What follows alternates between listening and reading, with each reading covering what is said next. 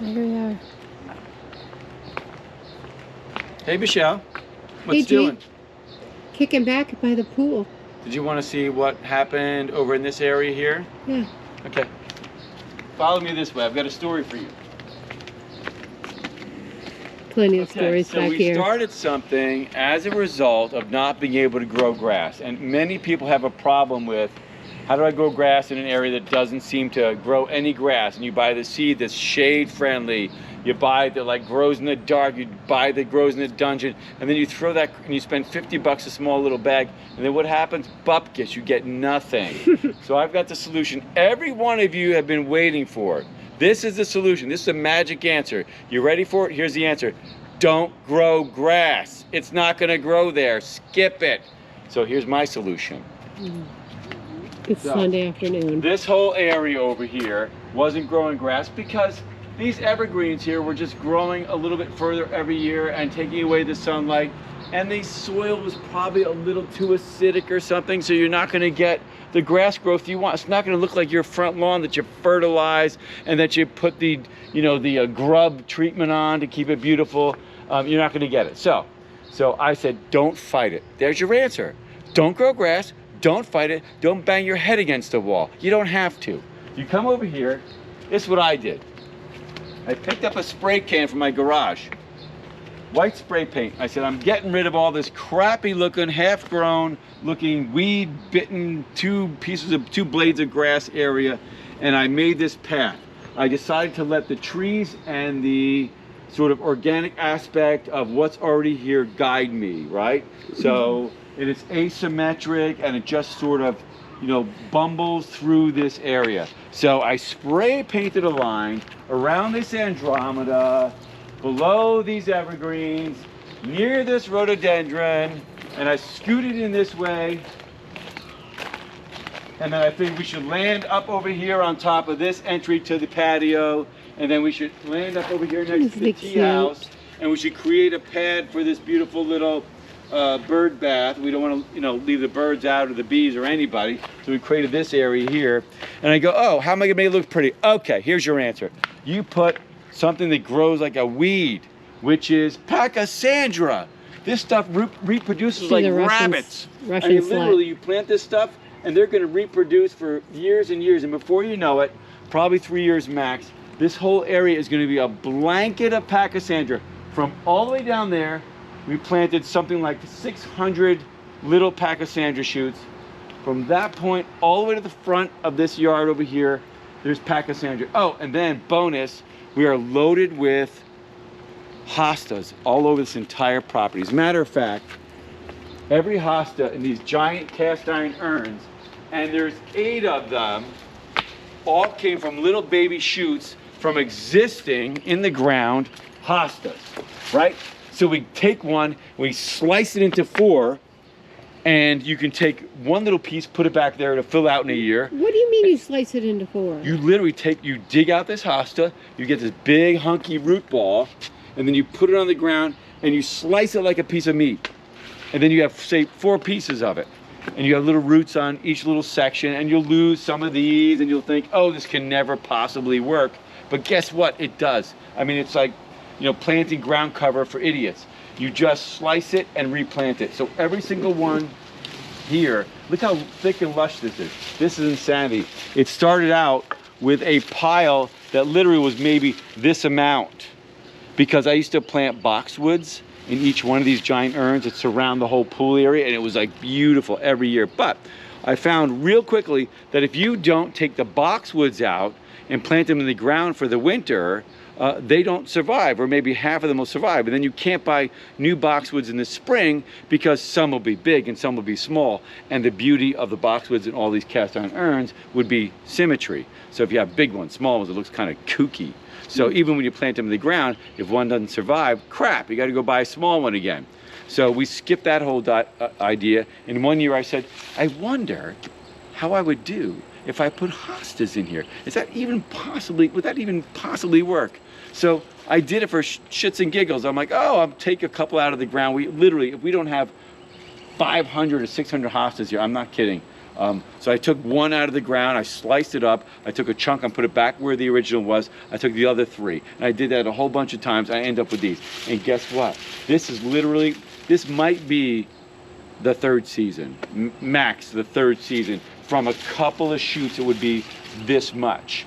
So, and they come back every single year. They survive the winter. And you know, in a pot, most things you plant in a pot will not survive the winter because what's in the pot will freeze. And it just doesn't give any chance for anything or the roots to have a little bit of a break over the winter. Whereas when you're in the hard ground, there's a frost level. So oftentimes, that's why all your trees and plants live, because they root pretty well down. So anyway, that's how we ended up with these beauties. And that's the reason we ended up with a bunch in the enchanted pathway leading up to this and then leading up to the tea house. So we also took off the property. We had a patch of lilies, tiger lilies, that were in a big pile in the back corner of the property. And literally, Armando said to me one day, he said, Greg, why don't we take these lilies back here, slice them up and put them all, you know, underneath this whole evergreen bank here. And one of the reasons we're doing it and we're loading up this area is because we think over time, as we trim back these evergreens or hemlocks, we trim them back a little bit. We think, yeah, they're gonna get thin. And if we don't start planting rows of Sharons and other ground cover, it's gonna look terrible. So we're sort of doing the looking 5 years forward instead of when things start to act funny, what do we do? So that's the reason. And let me show you this. Okay, did you guys notice Snow White and the 7 Dwarfs? Oh my God. So here they are. Here they are. The story is, and we did not do a separate video on this find. Tell us how you found them. Oh my God. So searching the internet one day, I stumbled across someone who has Snow White and the 7 Dwarfs for sale. And there's these vintage, they look clean, but they were just in a really nice environment, not overgrown. So they don't have the green patina we normally find cast concrete in. So these were in North Carolina. The gal had them listed like, it was really, I'm embarrassed to tell you how much she listed these for. So cheap, it was like a joke. I mean, literally 2 cocktails and you've bought all these. Now, the trick is that they were in North Carolina. So I had to hire a shipper who's gonna come to North Carolina or go to North Carolina and pick these up. So I hire the guy, and it is, of course, you could imagine with shipping, multiple to pick up Grumpy and Happy and Snow White and all these little characters.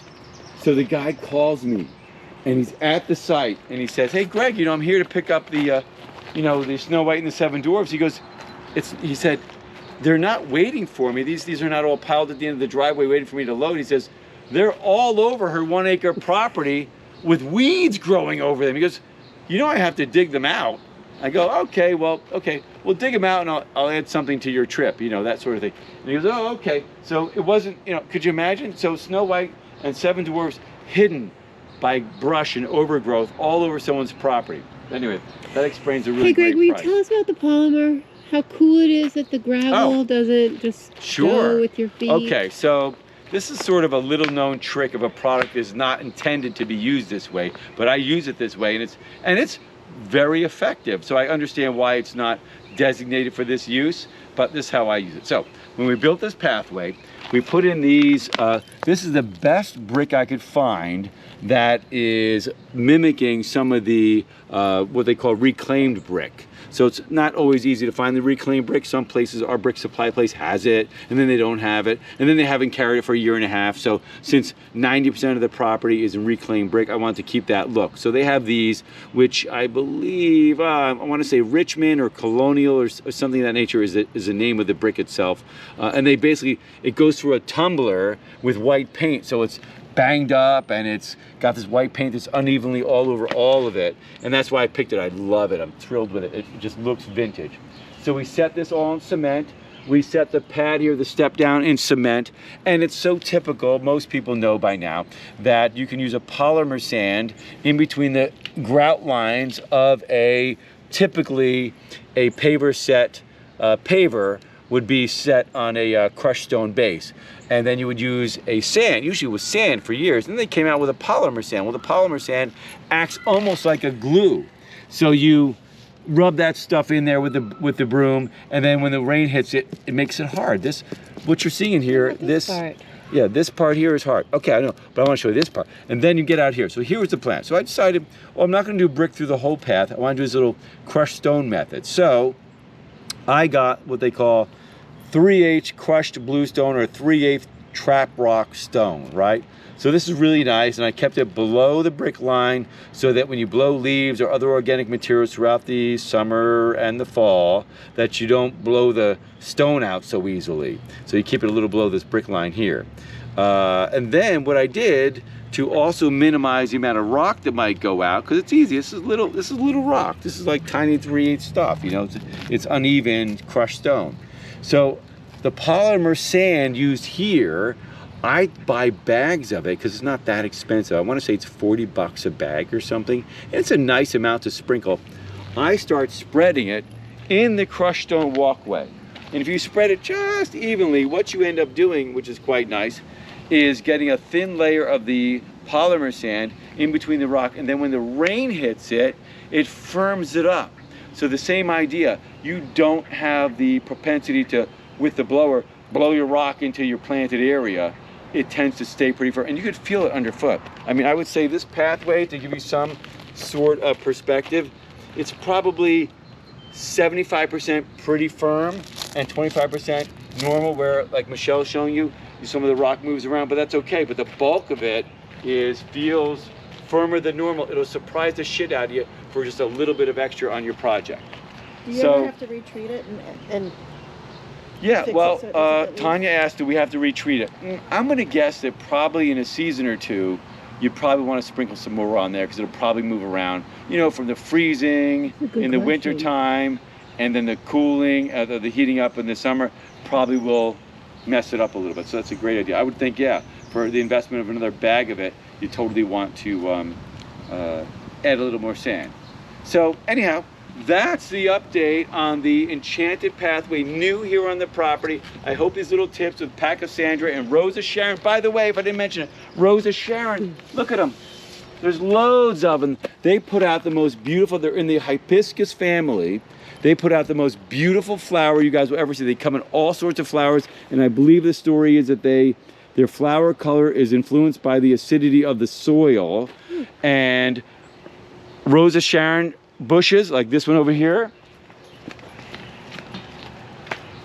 put off babies. They put off little babies all the time, tiny little babies. Most of us mow over them or weed whack them out. If you take them and save them, for example, this is Mama Rosa Sharon. This is the first one on the property. Every Rosa Sharon on this entire property is probably another dozen that are this height or more, came from this mama. And for example, the one right over there with the whitish flowers, the one to the left with the purple flowers, all from this mother plant. Literally, they start out probably no higher than 2 feet tall. Is it probably about when I waited to pull them out and plant them somewhere else. So what's happening over here, another hint, they, like Pachysandra, grow like weeds. You barely have to do anything to them. They will survive almost everything. So we started to put, so we've got the pergola, right? So we decided we want a wall of some sort of green. So we started, here we go guys, look at this. 1, 2, 3, 4, 5, 6, 7, 8, 9, 10, 11, 12, 13, 14, 15, 16, 17 Rosa Sharon babies growing up. And I guarantee you, by next year or even the third season, there will be a wall of Rosa Sharon with a wall of flowers at blooming time. So that's it. It's going to be gorgeous. That's the wrap. That's the story. Don't grow the grass where it won't grow.